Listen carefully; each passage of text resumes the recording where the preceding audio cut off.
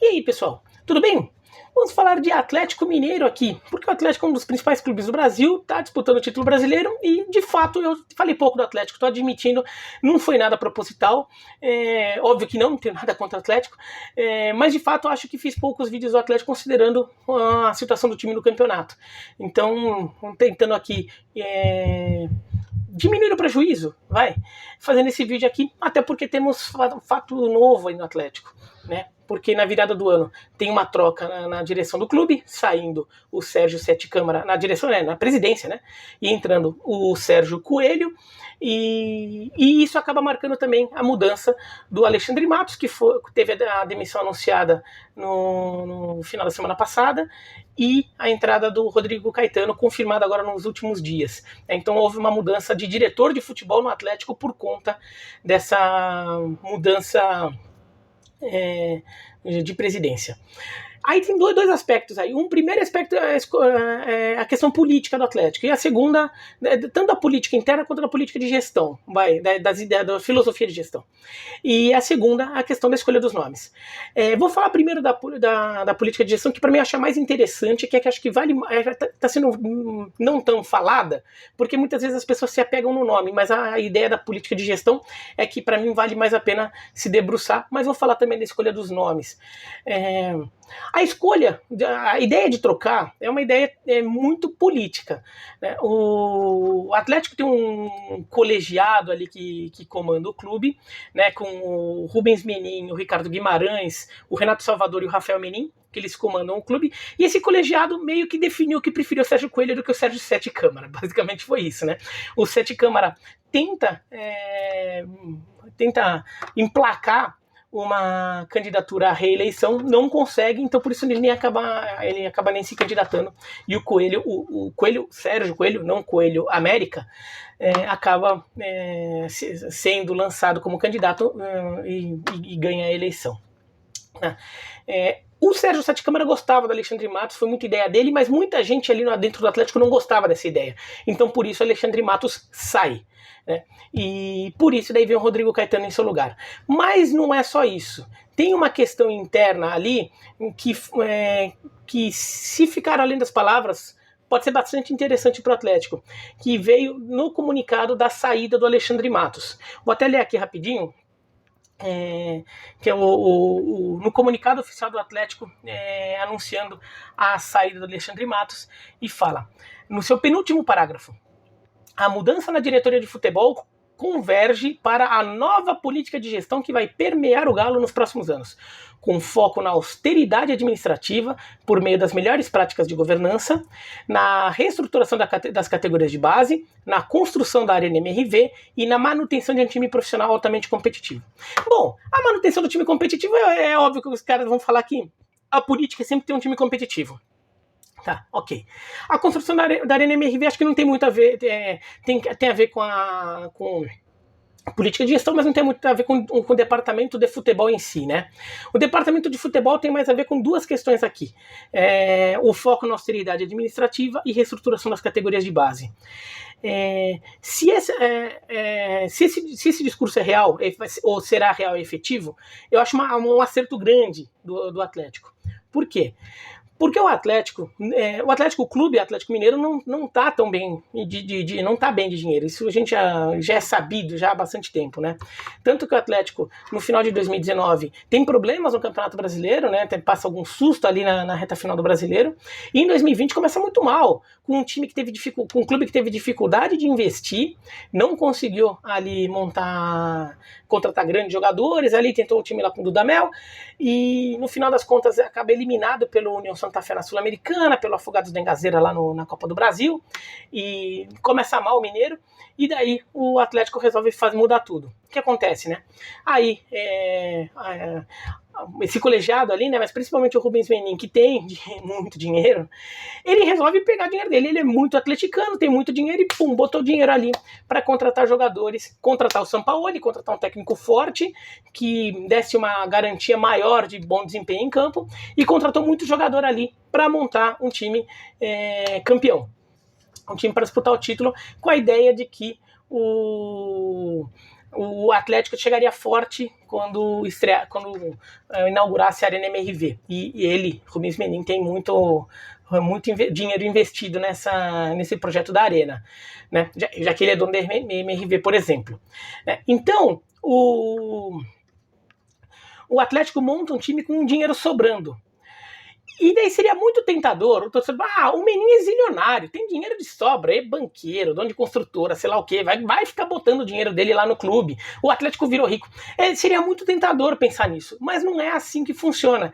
E aparentemente o Atlético percebeu isso, porque o Atlético gastou muito dinheiro para montar o time atual, e eu até acho que eu até falei aqui no canal em alguns outros momentos, que eu acho que o Atlético montou um time muito bom, mas não é um time tão bom quanto poderia pelo dinheiro gasto, e daí nem culpo, não estou falando que o dinheiro foi mal gasto, eu estou falando que foi o momento em que o Atlético teve que fazer essa reformulação, não foi muito favorável, né? Porque como o Atlético tenta montar um time muito em cima da hora para apagar um incêndio, porque a torcida estava passando um susto ali de, meu Deus, olha o que a gente vai fazer no Brasileirão, né?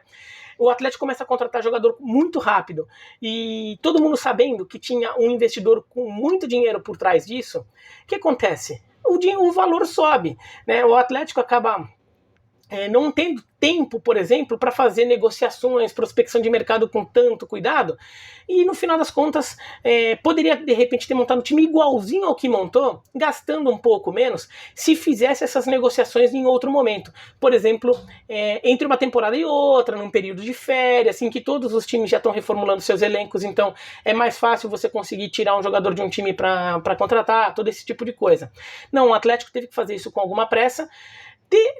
A pandemia, nesse caso, ainda deu uma atenuada, porque alguns jogadores também vieram durante a parada da pandemia, então este foi um momento em que deu para fazer as contratações com mais calma, mas mesmo assim o Atlético gastou muito dinheiro. E daí seria tentado, não, mas o time ainda não está pronto no papel. De fato, acho que o Atlético não tem um elenco tão forte no papel como o Palmeiras e o Flamengo. Agora, é um bom time.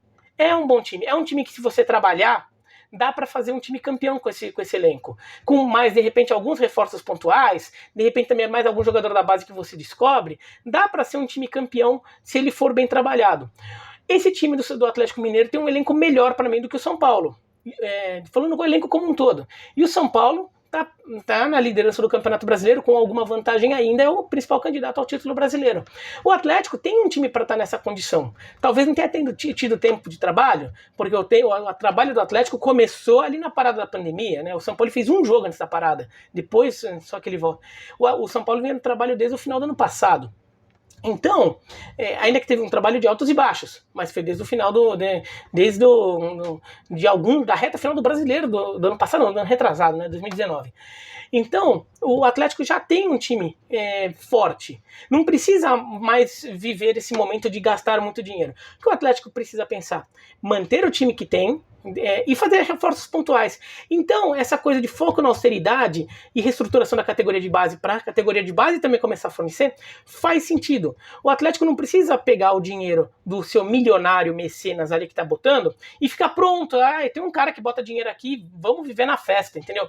Não, eles têm que aproveitar esse dinheiro para de repente dar o salto, que foi o que deu. Agora tem que se preocupar em se manter nesse patamar, se manter nesse nível. Como? Trabalhando, aproveitando o que esse dinheiro trouxe alguns atalhos ali, mas tentando se manter. Então essa ideia eu acho correta. Se ela vai ser feita, se é só discurso, vamos ver com o tempo.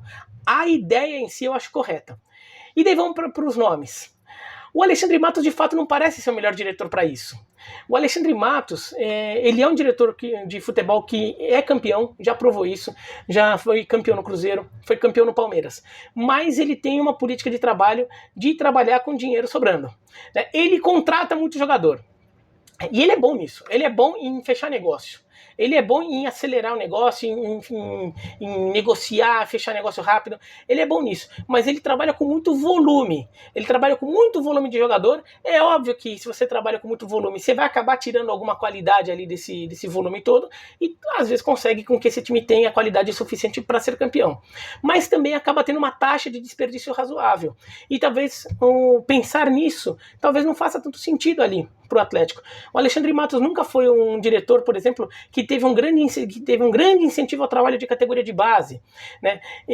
Então, quando o Atlético precisou fazer muita contratação rápida ali no meio do ano passado, o Alexandre Matos talvez tenha sido muito útil naquele momento. Agora, quando o Atlético está querendo fazer austeridade, não tem muita cara do Alexandre Matos, né? Não é muita cara dele, né? A gente pensa no Alexandre Matos, mas um cara que é fechador de negócio. E não um cara que vai, por exemplo, pinçar jogadores úteis em times do interior, de repente pegar um jogador que foi bem na Série B e perceber que esse jogador tem um potencial de crescimento e se encaixa perfeitamente às necessidades do time. Essa não é a cara do Alexandre Matos. Então faz sentido até, independentemente da questão política, da questão de filosofia de trabalho, faz sentido trocar o Alexandre Matos. Agora, qual que é a minha dúvida? Se o Rodrigo Caetano era a pessoa certa para o lugar dele. Porque o Rodrigo Caetano, de fato, ele trabalha de uma forma um pouco menos extravagante que o Matos, né? Ele não é tão gastador assim quanto o Matos. Mas o que credencia tanto assim o Rodrigo Caetano a capitanear um projeto de um Atlético Mineiro tão ambicioso nesse momento? O Rodrigo Caetano, ele fez muito o nome dele porque ele foi um dos primeiros gerentes de futebol, diretor de futebol, assim, no momento em que essa função ainda era meio rara. Tinham poucos profissionais, assim, tinha o Bruno Oro, tinha o Paulo Angione, daí ele aparece ali, né? Aparece lá no Rio Grande do Sul, no RS, depois vai pro Grêmio, tudo, e ele aparece ali. Mas ele teve um bom momento ali no começo da década de 2010, no futebol do Rio, né? Ele monta um bom time do Vasco, um bom time que depois até acabou tendo problemas econômicos, a gente vê a situação do Vasco até hoje, mas monta um time do Vasco que é campeão da Copa do Brasil de 2011, vice-campeão brasileiro de 2011. E faz uma boa Libertadores em 2012, mas já não com ele. Porque em 2012 ele vai pro Fluminense. Ele montou aquele time, né? Mas ele já não estava mais lá em 2012. Ele vai pro Fluminense e o Fluminense é campeão brasileiro em 2012, lá ainda com patrocínio da Unimed e tudo. Foram bons momentos dele. Mas depois disso, o que o Rodrigo Caetano fez? Porque esses títulos aí são os principais títulos da carreira dele. Ele não tem mais tantos títulos de projeção. Ele ganhou Série B com o Grêmio, ele ganhou Série B com o Vasco, né? Ele pega o Vasco na Série B e ele vai construindo esse time. Foi um bom trabalho dele. Tá? Mas depois ele vai para o Flamengo e ele fica vários anos no Flamengo, num cenário em que o Flamengo já começava a se destacar economicamente em relação aos seus rivais. Então já dava para imaginar um início de uma hegemonia do Flamengo no cenário carioca. E a gente não vê isso acontecer em campo. O Flamengo, mesmo com mais dinheiro tudo, ganha um campeonato carioca só no período. De fato, ainda tem um lado positivo ali. Foi um momento que o Flamengo começou a trabalhar bem na categoria de base e ganhou 2 Copas São Paulo, inclusive. Tá? Então, o início do bom trabalho de categoria de base lá foi durante a gestão dele. Não estou nem falando que foi tudo mérito dele, não, mas foi naquele período. Eu também não vou ignorar isso. Tá? E ele vai para o Inter e não conquista nada no Inter, só uma Copa São Paulo de futebol júnior em 2020. Né? Agora, não dá para dizer que ele é um mago da categoria de base, não, porque não é uma marca tão clara assim do trabalho dele, apesar desses sucessos em copinha do Flamengo e do Inter, mas o trabalho da base acaba sendo até o menos importante nas funções que ele tem, é mais do time adulto, né? Ele até fica um pouco de olho na base, mas a base muitas vezes atua um pouco separado disso. E fora isso, ele não montou times campeões. E ele teve condição de fazer isso no Flamengo, principalmente. Né? Então ele ficou muito tempo lá no Flamengo e não fez um time campeão. Fez um time que chegou a lutar pelo título brasileiro. Mas era um time que a própria torcida do Flamengo reclamava que era um time que não entregava. Um time que na hora H negava fogo. Né? E no Inter, a torcida vinha reclamando muito do trabalho dele, de ser um elenco desbalanceado, um elenco que não estava sabendo, um clube que não estava sabendo fazer uma transição dos jovens da base, né, pro profissional, então acabava nem aproveitando tanto, e era um elenco muito envelhecido. Lembrando que o time do Inter de 2019, por exemplo, o time titular do Inter só tinha 2 jogadores abaixo de 30 anos. Então era esse o time que o Rodrigo Caetano montou lá no Inter. Né? Então, assim, será que o Rodrigo Caetano é de fato a figura ideal para tocar esse trabalho do Atlético? Eu tenho dúvidas. Que tudo dê certo aí pro Atlético, né? A política em si, a ideia de segurar um pouco a onda do gasto, eu acho correta. Se ela for implementada para valer, eu acho muito boa. O Atlético não pode ficar usar a contribuição de seus torcedores mais ricos como uma política. Isso não é política, isso pode até ser uma coisa de momento para te ajudar, mas não pode ser uma política de sobrevivência, porque isso criaria uma dependência que é muito perigosa. Agora, não sei se o Rodrigo Caetano é a pessoa certa. Vamos ver também se tem... O departamento de futebol também não é só o diretor, tem muito mais gente que trabalha ali. Também se os outros profissionais ali também fazem seu papel e ajudam lá. De repente, a área ali de observação, de análise de desempenho também pode fazer um bom trabalho, conseguir encontrar jogadores ali, auxiliar bem o Rodrigo Caetano, trazer muitas informações ali para, de repente, implementar essa política. Agora, o nome em si não me soa o mais adequado, tá? Agora, também acho que isso não muda muito pro Atlético dessa temporada não, tá?